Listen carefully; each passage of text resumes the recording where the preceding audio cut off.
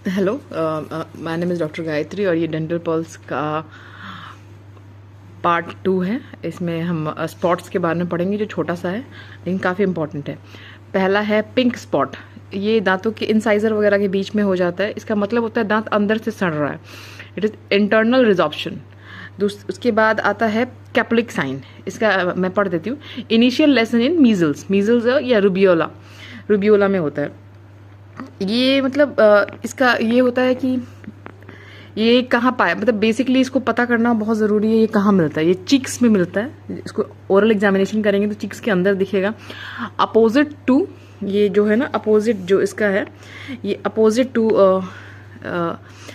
First और second, first and second upper molar, upper molar के पास chicks पे दिखता है। ये क्या होता है? ये वाइट सैंड टाइप का लेजन्स होता है जो दिखता है।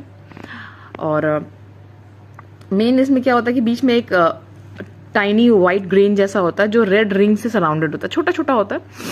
इसमें कुछ खास नहीं। ये मेनली आपको इसको बोलते हैं, ये इनिशियल लेजन इन मीजियल्स है। मीजल्स में ये जैसे प्रिडोमिनल लेजन कहते हैं, ये थर्ड डे के आसपास ये आपको दिखाई देगा।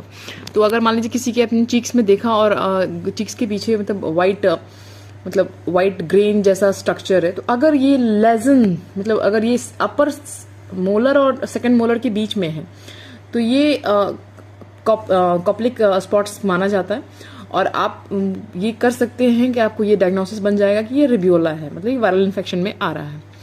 तीसरा है रूथ स्पॉट। रूथ स्पॉट बहुत ये इंपॉर्टेंट है, काफ़ी जगह पूछा गया। ये ऊपर से नहीं दिखता है। इंटरनल हेमोरेज में जब हम इंटरनल उसका वो कराते हैं, आइस टेस्ट कराते हैं, तो ये दिखाता है इंटरनल हेमोरेज इन रेटिनल हेमोरेज बोलते हैं इसको। Ruth spot is called retinal haemorrhage.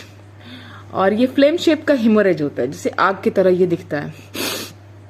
इसका सबसे ये इसलिए ये बहुत डायग्नोस्टिक फीचर है बैक्टीरियल इंडोकार्डियाटिस का, टाइफॉइड का। ये HIV में भी दिखता है, इसमें तो नहीं है, मैंने पढ़ा है अलग से। SLE में दिखता है और रेटिनोपैथी में भी दिखता है। ये कुछ ल्यूकेमिया में भी दिखता है, लेकिन हमें बस याद रखना है सब acute bacterial endocarditis and typhoid fever.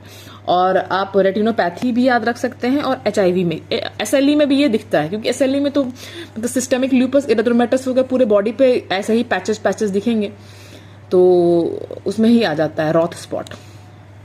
रॉथ spot specially जो होता है ना, मतलब आई के वो एक टेस्ट होता है फोकल टेस्ट, तो उसमें ये आता है, फिल्म जैसा दिखेगा कि रेटिनल हेमोरेज